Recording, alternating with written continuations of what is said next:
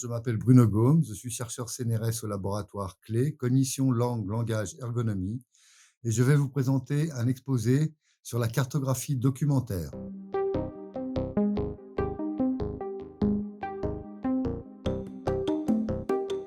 Le plan de l'exposé. On va d'abord regarder les objets que l'on trouve dans un corpus documentaire, puis on va se focaliser sur les mots qu'on y trouve, puis sur la structure des réseaux que l'on peut construire à partir de ces objets, pour enfin voir comment on peut cartographier ces réseaux construits sur les bases documentaires.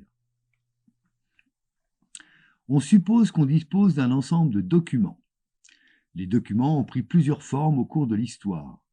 Une forme courante encore aujourd'hui est le codex. C'est un ensemble de pages reliées ensemble. C'est l'ancêtre du livre moderne inventé au IIe siècle avant Jésus-Christ. Il s'est répandu progressivement pour remplacer le rouleau de papyrus grâce à son faible encombrement, son coût modéré, sa maniabilité et la possibilité qu'il offre d'accéder directement à n'importe quelle partie du texte. On y trouve du texte, des titres, des dates de publication, des résumés, des éditeurs, des mots-clés, des auteurs et leurs affiliations, des formules, des images et des références, etc. On peut regrouper ces objets dans des bibliothèques et en général, on a besoin d'index. Pour y retrouver un document, savoir où il est, sur quelle étagère pouvoir y accéder. Puis avec l'apparition de l'informatique, on peut maintenant accéder aux documents sous forme numérique et dans ces documents numériques, on y trouve une nouvelle sorte d'objet, ce qui était impossible dans les documents papier, les hyperliens, qui permettent de naviguer facilement à l'intérieur d'un même document, mais aussi à travers plusieurs documents. On peut rendre accessibles ces documents à travers un même canal, comme par exemple la base ISTEX, qui est une bibliothèque scientifique numérique regroupant plus de 23 millions de documents. Il s'agit donc aujourd'hui de développer des outils pour rendre intelligibles à un cerveau humain ces grandes bases de données documentaires, et même plutôt de les rendre intelligibles à plusieurs humains, un groupe d'humains collaborant ensemble pour construire et extraire de la connaissance de ces bases. C'est l'enjeu du text mining ou fouille de texte en français. Les disciplines impliquées sont l'informatique, les statistiques, l'ingénierie linguistique, l'intelligence artificielle, la théorie des graphes et l'ergonomie cognitive. Nous allons commencer par faire un focus sur un type d'objet fondamental dans les bases de données documentaires, les mots. Voici 5 extraits tirés du corpus Efferwac pour l'atelier SEM10. Ils contiennent tous les 5 le verbe commander. Le lemme d'un mot, c'est la forme canonique du mot, celle qui correspond à son entrée dans un dictionnaire. Par exemple, les formes commande, commandait, etc., présentes dans ces 5 extraits, ont pour lemme commander. Les mots peuvent prendre des sens différents selon leur contexte. Par exemple, pour le premier extrait, ce constat dressé par un rapport commandé en son temps par la ministre, le sens de commander est ici proche de ordonner, prescrire, réclamer. Dans le deuxième extrait, commander aujourd'hui même sur notre site, notre méthode d'entraînement est commencée immédiatement. Le sens de commander est proche de choisir, réserver, procurer. Dans le troisième extrait, le colonel commande la tragique et décisive charge des 80 escadrons de cavalerie. Le sens de commander est ici proche de mener, ordonner, conduire. Dans le quatrième extrait, c'est vous qui commandez l'enchaînement des diapositives d'un clic de souris. Le sens de commander est proche de gérer, déclencher, contrôler.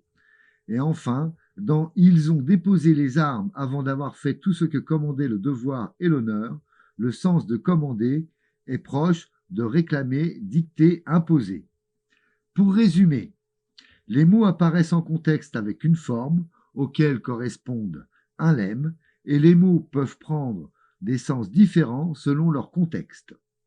C'est la polysémie. Commençons par voir ce que l'on peut faire à partir de la seule fréquence des mots dans un corpus.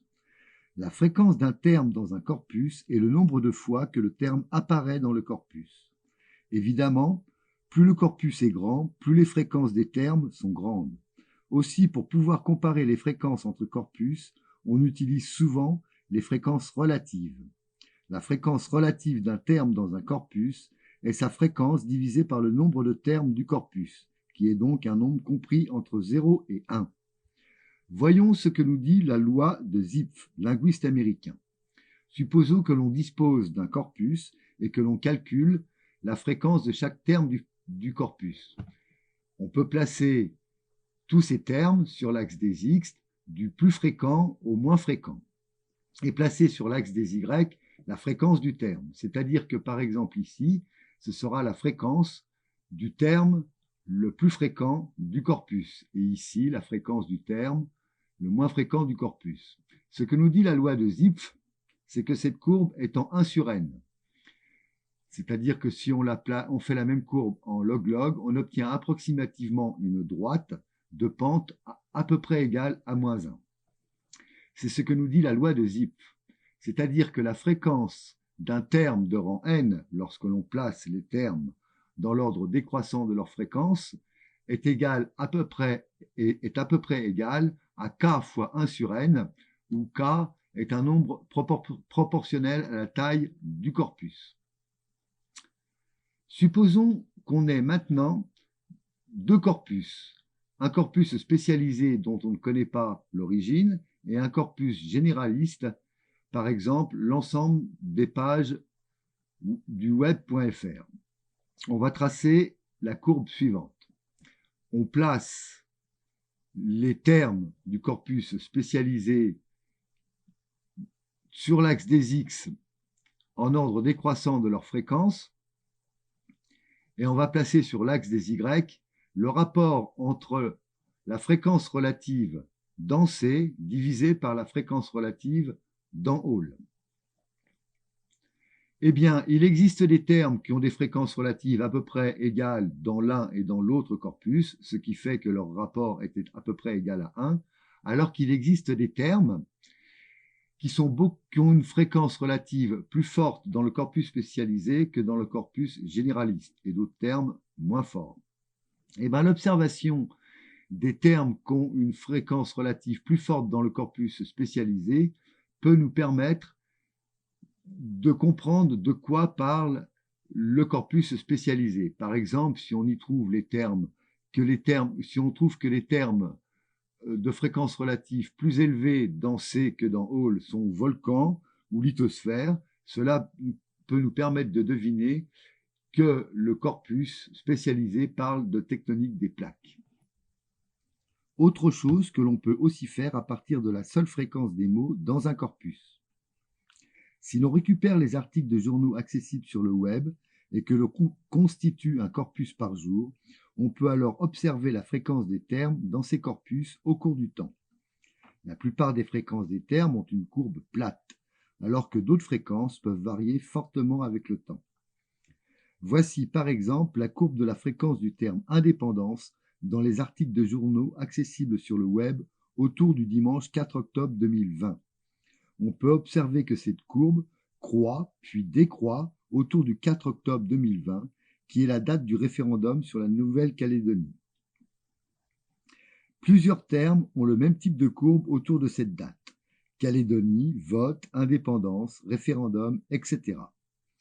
Observer les fréquences des termes au cours du temps peut donc nous permettre de détecter les buzz qui peuvent être le signe d'un événement ou d'une rumeur. Voyons maintenant comment les seules fréquences des termes dans les documents d'un corpus donné peuvent aider un moteur de recherche à identifier les documents pertinents relativement à un terme donné. C'est le but de la fonction TF-IDF pour Term Frequency, Inverse Document Frequency en anglais. Supposons que nous disposions d'un corpus et d'un terme. La fonction TF-IDF associe à un document un poids qui est censé représenter la pertinence de ce document par rapport au terme T. C'est le produit de deux facteurs. Le premier facteur étant égal au nombre d'apparitions du terme T dans le document divisé par le nombre total de termes dans le document, c'est-à-dire que c'est la fréquence relative du terme T dans le document D. Le deuxième facteur est égal au nombre de documents du corpus divisé par le nombre de documents du corpus qui contiennent le terme T. Plus le produit de ces deux facteurs sera grand, plus on estimera que le document est pertinent relativement au terme T. Pour résumer ce qu'on peut faire avec les fréquences, nous avons vu que l'on peut comprendre de quoi parle un corpus, que l'on peut détecter les buzz et que l'on peut ordonner les documents d'un corpus relativement à un terme. Jusqu'à maintenant, nous n'avons exploité que la fréquence des termes sans se préoccuper de leur contexte d'apparition dans le corpus. C'est ce que nous allons faire dans la suite. Les notions d'axe syntagmatique et d'axe paradigmatique sont des notions fondamentales en linguistique. Elles fonctionnent en association de la même manière qu'en mathématiques, l'axe des abscisses et des ordonnées. Dans la chaîne parlée, le chat mange la souris. Chaque terme se positionne sur l'axe syntagmatique.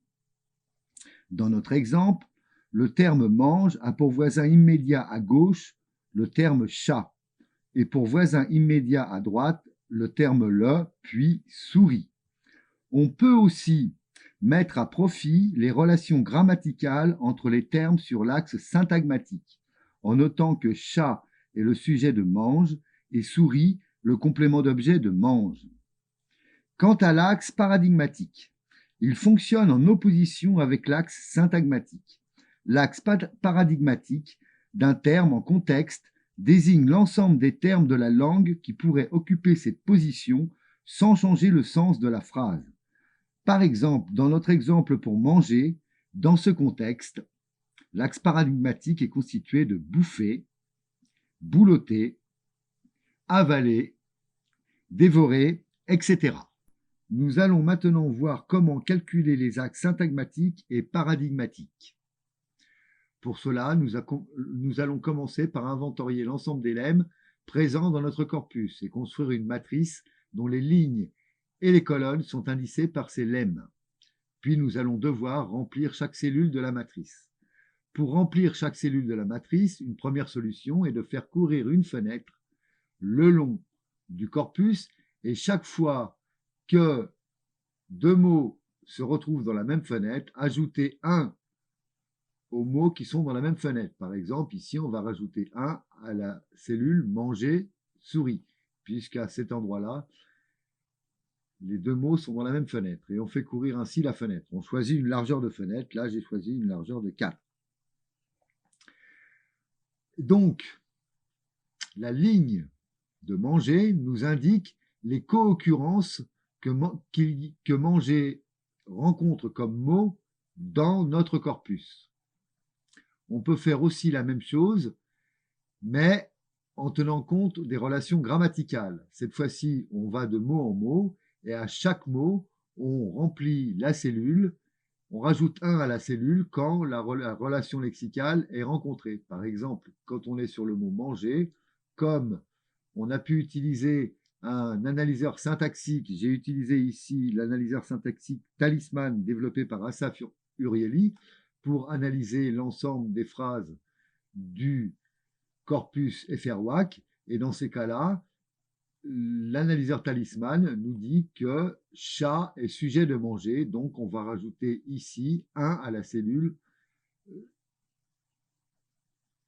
entre manger et chat sujet, et aussi 1 entre manger et complément d'objet souris. Et on va comme ça de mot en mot pour analyser le corpus, tous les mots du corpus, avec leur relation grammaticale, et on peut ainsi remplir cette matrice. Et là, la ligne de manger nous indique le nombre de fois que chat a été complément d'objet de manger, etc. Et si on fait ça sur le corpus Talisman, on obtient l'ensemble des mots suivants avec leur relation grammatical par rapport à manger. Dans le corpus Efferwak, manger apparaît 93 648 fois et 4703 fois avec la proposition A est sale, parce que sale à manger. 1243 fois dans le contexte donner à manger. 1017 fois dans le contexte manger un fruit. 742 manger un légume, avec légumes comme complément d'objet, etc. Cet ordre-là, qui nous permet de placer l'ensemble des mots par rapport à manger, on appelle ça l'ordre 1, parce qu'il a été calculé directement sur les co-occurrences par rapport au corpus.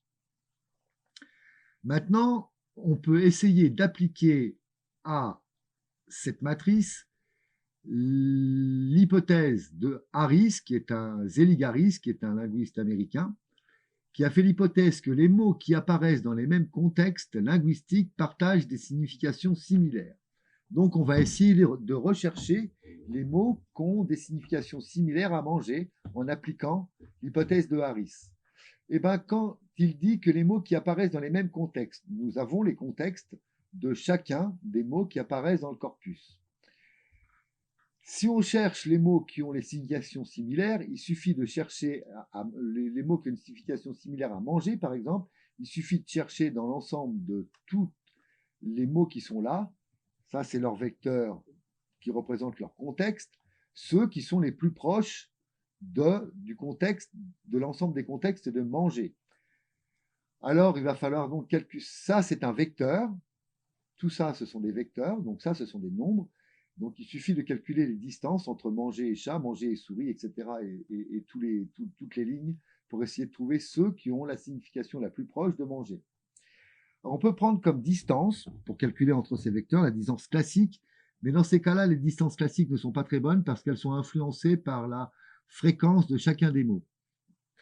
Et on voudrait plutôt calculer l'angle entre ces vecteurs plutôt que leur distance. Pour cela, on peut utiliser la notion de similarité donnée par le cosinus entre deux vecteurs, ou bien la mesure de Jacquard, de Lin, de Dye, de Resnick, il y en a plein dans l'état de l'art, des distances ou des similarités qui permettent de calculer la ressemblance entre deux vecteurs.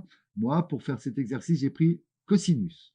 Et si on prend FR-WAC, on calcule cette matrice sur FR-WAC et que je cherche l'ensemble des vecteurs lignes qui sont les plus proches de manger au niveau du cosinus, voilà ce qu'on trouve dans FR-WAC.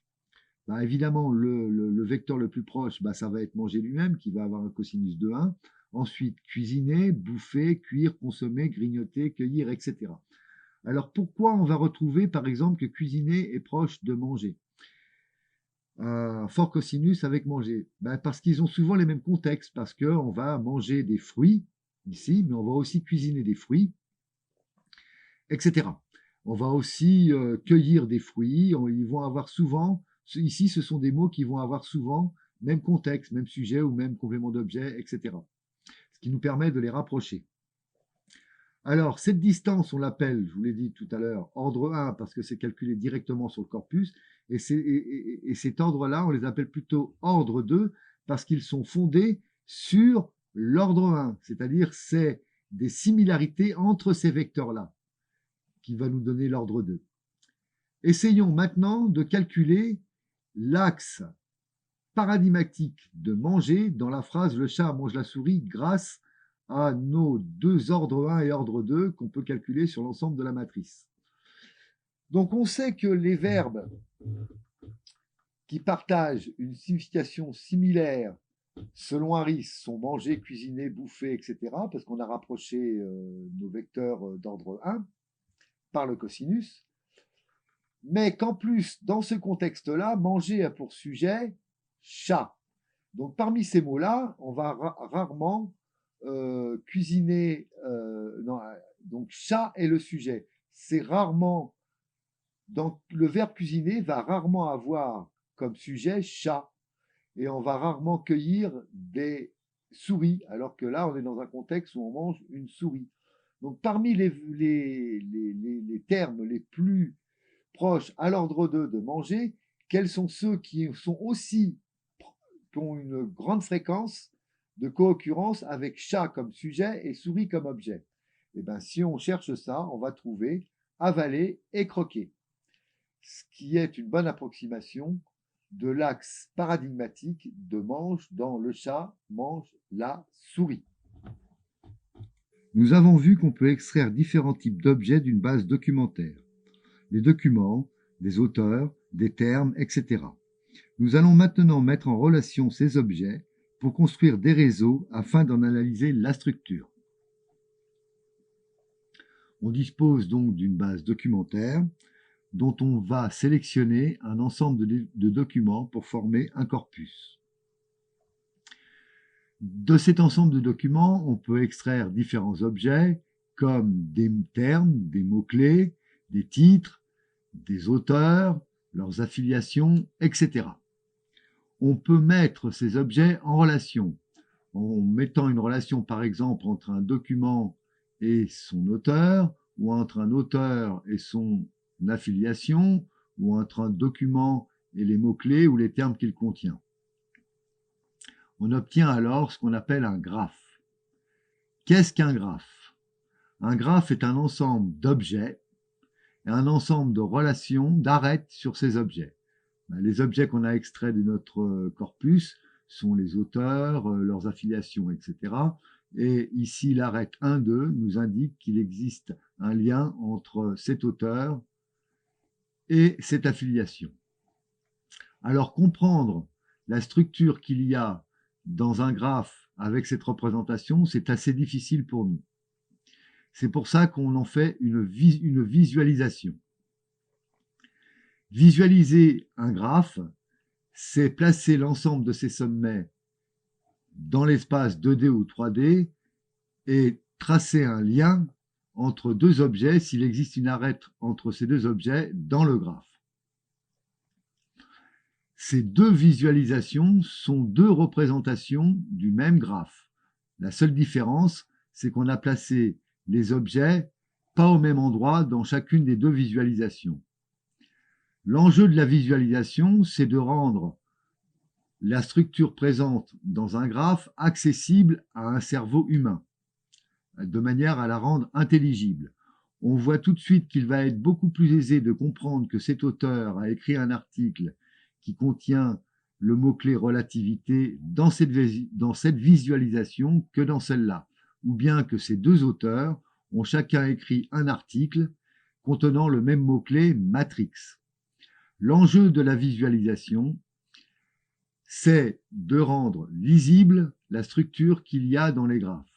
Il y a des plus ou moins bonnes méthodes de visualisation. Celle-là, par exemple, est beaucoup plus intelligible que celle-là pour un cerveau humain. Il existe deux types de graphes, les graphes de laboratoire et les graphes de terrain. Voici par exemple un graphe construit artificiellement de 50 sommets et sans arêtes. En voici un autre avec le même nombre de sommets et d'arêtes, mais dans celui-là, les arêtes ont été placées aléatoirement. On peut déjà voir que bien que deux graphes aient le même nombre de sommets et d'arêtes, leurs structures peuvent être très différentes. Les graphes de terrain. Les graphes de terrain sont les graphes construits à partir de données réelles de terrain. Par exemple, en voici 4, les graphes d'acquaintance d'un groupe humain, le graphe du web, avec les pages du web connectées par leurs hyperliens, les neurones du petit ver Kainor abditis elegans connectés par leur connexion synaptique, et tous les graphes extraits des bases documentaires sont aussi des graphes de terrain. Bien que tous ces graphes soient d'origine très diverses, sociologie, biologie, linguistique, tous ces graphes partagent deux propriétés structurelles fondamentales qui sont généralement absentes des graphes aléatoires.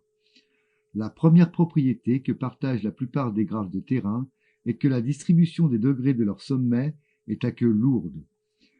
Le degré d'un sommet, c'est son nombre de voisins. La deuxième propriété partagée par la plupart des graphes de terrain est qu'ils possèdent des zones de surdensité en arêtes. La première propriété. Si l'on construit un graphe en plaçant aléatoirement un certain nombre d'arêtes entre ses sommets, alors la distribution des degrés de ces sommets est approximativement une courbe de Poisson. C'est-à-dire que la courbe où y est égal à la probabilité de tirer aléatoirement un sommet de degré x est bien approximée par une courbe de Poisson. La plupart des sommets ont le même degré, avec quelques sommets qui ont un degré supérieur et quelques sommets qui ont un degré inférieur. Si on construit le même type de courbe dans les graphes de terrain, on obtient des courbes qui n'ont pas du tout le même profil que pour les graphes aléatoires. On obtient des courbes qui ont un profil de loi de puissance. C'est-à-dire que dans un graphe de terrain, la probabilité de tirer un sommet de degré x est à peu près égale à 1 sur x à la puissance lambda, avec lambda compris en général entre 1,2 et 2,8. Par exemple, si l'on construit un graphe où on fait passer un lien entre deux personnes s'ils se sont serré la main, quelqu'un comme Obama en une seule soirée va construire beaucoup de liens. Ce qui fait que tout au long de sa vie, il aura serré beaucoup de mains, ce qui fait que dans notre graphe, il aura un très fort degré. Dans les graphes de terrain, il existe des sommets fortement connectés, beaucoup plus connectés que la plupart des autres sommets, ce qui n'est pas du tout le cas dans les graphes aléatoires. Une deuxième propriété structurelle différencie les graphes de terrain des graphes aléatoires. Les graphes de terrain ont en général peu de liens. La densité globale en liens y est faible. Bien que dans les graphes de terrain la densité globale en liens soit faible, on y trouve des sous-ensembles de sommets avec une densité de liens bien plus forte que la densité globale, ce qu'on appelle des clusters. Par exemple, il existe 3 clusters dans ce graphe. Premier cluster avec une zone de surdensité en arête, pareil pour cet ensemble de sommets-là, et pareil pour cet ensemble de sommets-là. Selon l'origine du graphe, ces clusters peuvent par exemple représenter des communautés d'individus pour les graphes d'accointance d'origine sociologique, ou des concepts pour les graphes lexicaux, ou encore des domaines scientifiques pour les graphes de documents connectés par leurs liens bibliographiques. Nous allons maintenant voir comment on peut visualiser les graphes que l'on peut construire sur les bases de données documentaires. La première chose à faire est de choisir une base documentaire pour en extraire un corpus. Pour extraire un corpus d'une base documentaire, on peut utiliser un moteur de recherche et l'interroger avec une requête appropriée. Le moteur va alors rechercher dans la base de données les documents les plus pertinents relativement à la requête en utilisant par exemple pour le calcul de pertinence des documents, le TF-IDF ou des mesures semblables. Puis le moteur retourne un ensemble de documents, souvent accompagnés de métadonnées, contenant diverses informations sur chaque document. Les documents sont en général rangés selon leur pertinence calculée par le moteur de recherche relativement à la requête. Mais la pertinence calculée par le moteur de recherche n'est pas forcément la pertinence que l'on attendait. Aussi, il peut être nécessaire de faire un tri dans les documents retournés par le moteur afin d'affiner notre corpus. Pour cela, on peut par exemple sélectionner l'ensemble de tous les documents et les termes de leur résumé. On peut aussi y rajouter les mots-clés s'ils sont disponibles dans les métadonnées. On construit alors un graphe avec un lien entre chaque document et les mots de leur résumé. Puis on recherche les zones denses en arête avec une méthode de clustering de graphes et on sélectionne dans chaque cluster les mots dont la fréquence relative est la plus forte. On peut les présenter ensuite sous forme de nuages de mots à l'utilisateur pour l'informer de la structure présente calculée sur la réponse du moteur. Voici par exemple ce que cela donnait en 2013 en interrogeant l'API du Guardian avec la requête euro. On s'aperçoit que le moteur du Guardian retournait alors des articles sur la crise grecque de l'euro, la monnaie, et des articles sur l'euro, le championnat de foot. On peut alors, en toute connaissance, décider de tout garder ou de choisir uniquement les documents d'un seul cluster en cliquant sur un des clusters selon notre sujet d'étude.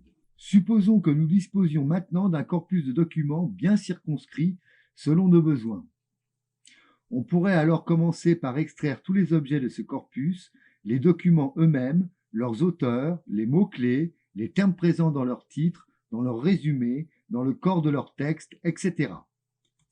Puis, on pourrait construire des liens entre tous ces objets, entre les documents et leurs auteurs, entre les auteurs et leurs affiliations, entre les documents et leurs mots-clés, entre les termes, selon un seuil sur la métrique d'ordre 1 ou selon la métrique d'ordre 2, etc., etc.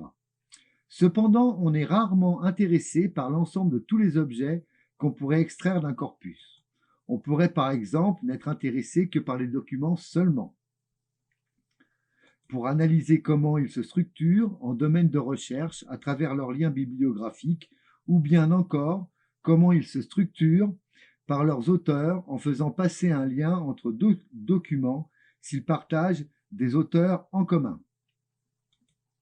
On pourrait aussi être intéressé par les seuls auteurs, pour faire par exemple une étude sociologique de la collaboration entre auteurs, avec un lien entre deux auteurs s'ils sont co-auteurs de documents, ou bien encore un lien entre deux auteurs s'ils se citent entre eux.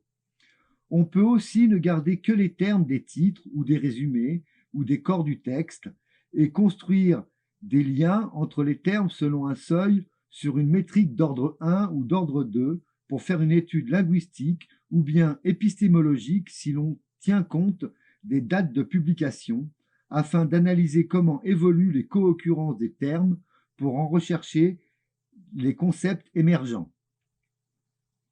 Cette phase de sélection des objets, puis de la métrique à utiliser sur ces objets pour construire les liens entre objets dans le graphe est fondamentale. Le choix des seuils sur ces métriques sont aussi très importants, selon qu'on est à la recherche des macrostructures ou de signaux faibles. Il faudra donc bien choisir les bons objets, les bonnes métriques et les bons seuils selon ce que l'on recherche. Une fois ces choix faits, nous obtenons un graphe. Ces graphes contiennent en général plusieurs milliers de sommets et d'arêtes, ce qui les rend très difficilement interprétables sous leur forme brute. Nous devrons donc choisir une méthode de visualisation afin de calculer les coordonnées des sommets dans l'espace pour cartographier le graphe. Il faudra là encore choisir la bonne méthode de visualisation afin de rapprocher les sommets selon les critères qui nous intéressent. Par exemple, rapprocher les sommets des mêmes zones denses en arêtes dans le graphe, ou bien encore attribuer une taille aux sommets qui soit proportionnelle à leur degré, etc. Une fois la méthode de visualisation sélectionnée, nous pourrons alors appliquer au graphe que l'on aura construit avec les objets, les métriques et les seuils sélectionnés. Nous pouvons aussi utiliser une méthode de clustering de graphes afin d'en identifier les clusters en attribuant des couleurs semblables au sommet des mêmes clusters pour en faciliter la lecture. Il existe là aussi de nombreuses méthodes de clustering, cherchant chacune à optimiser leur propre fonction de qualité de clustering. Voici par exemple la projection 2D d'un petit graphe formé des termes les plus proches du verbe jouer selon l'ordre 2, avec des liens construits aussi sur l'ordre 2 avec un seuil déterminé.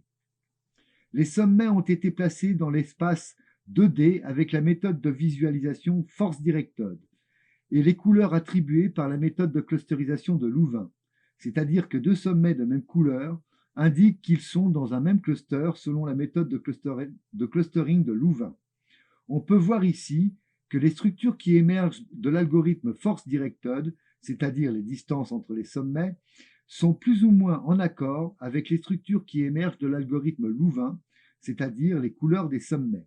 En effet, les sommets de même couleur ont tendance à être proches dans cette carte. Mais ce n'est pas toujours le cas. Par exemple, dans cette carte, avec le même graphe que précédemment, produite avec le même Force Directed, les sommets n'ont donc pas bougé de place, mais avec une autre méthode de clustering, les clusters ne sont plus en accord avec les distances puisque des sommets de même cluster peuvent être aussi bien distants que proches dans cette carte.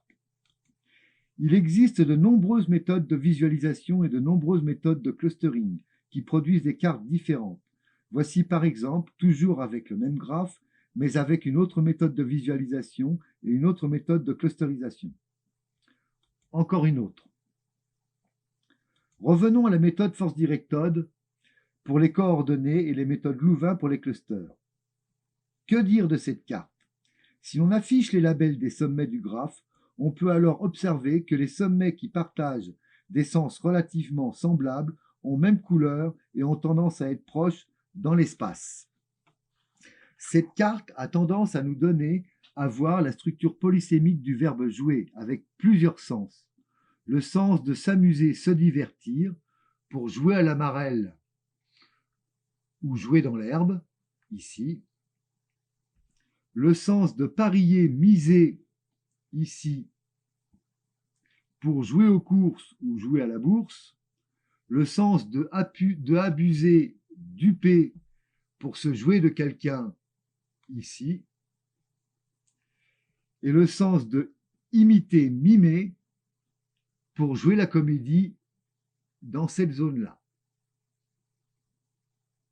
Pour conclure, pour la cartographie documentaire, il faut disposer d'une base de données documentaire pour en extraire un corpus de documents, puis construire les objets à partir de l'information disponible dans les documents et leurs métadonnées.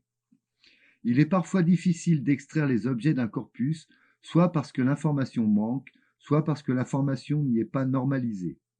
Par exemple, pour les références bibliographiques, même si une référence bibliographique est présente dans un document, il peut être difficile de savoir à quel document elle fait référence.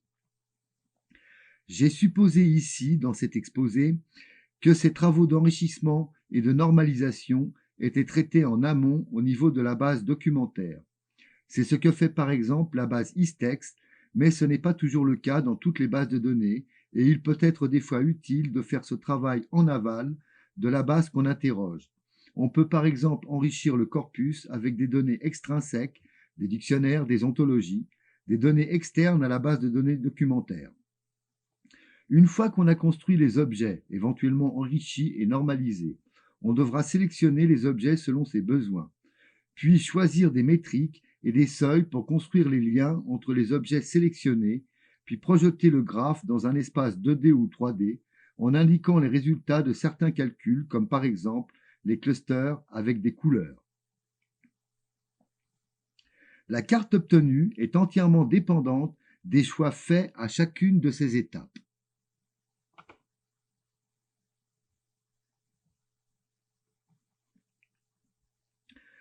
Quand on veut construire une carte, il est important de savoir quel type de structure on veut faire ressortir dans la carte. Structure collaborative ou de citation, structure d'ordre 1 ou d'ordre 2, etc., etc. Et quand on lit une carte, il est important de savoir les choix qui ont été faits tout au long de la chaîne de traitement pour pouvoir interpréter la carte. Une cartographie documentaire qui ne serait pas accompagnée de ces informations ne peut pas être interprétée et pourrait même être dangereuse dans le sens où les interprétations que l'on pourrait en faire pourraient s'avérer inexactes. Quand on publie une carte, il est absolument nécessaire de l'accompagner de plusieurs informations. La base de laquelle a été extraite le corpus, comment a été extrait le corpus et éventuellement quels enrichissements et normalisations ont été pratiqués, les objets qui ont été sélectionnés, les métriques et les seuils appliqués, et enfin les méthodes de visualisation et les méthodes de clusterisation utilisées. Par exemple, voici une carte publiée sur la plateforme Gargantext. La documentation de la plateforme Gargantext est accessible en ligne et décrit pour chacune des étapes les méthodes disponibles pour construire une carte. Toutes les méthodes sont sous licence libre et tous les codes peuvent être consultés. Chaque carte publiée sur Gargantext est accompagnée de toutes les informations nécessaires pour pouvoir interpréter la carte. Cette carte est par exemple, c'est indiqué ici, et c'est sur le site, construite avec un corpus constitué le 5 février 2020 d'articles publiés depuis janvier 2000, extraits de la page PubMed avec la requête coronavirus, et toutes les méthodes utilisées sont consultables en ligne. La méthode de clustering utilisée est même directement indiquée dans la légende de la carte. Ici, la méthode de clustering Louvain. Voilà, cet exposé est terminé. Je vous remercie de votre attention.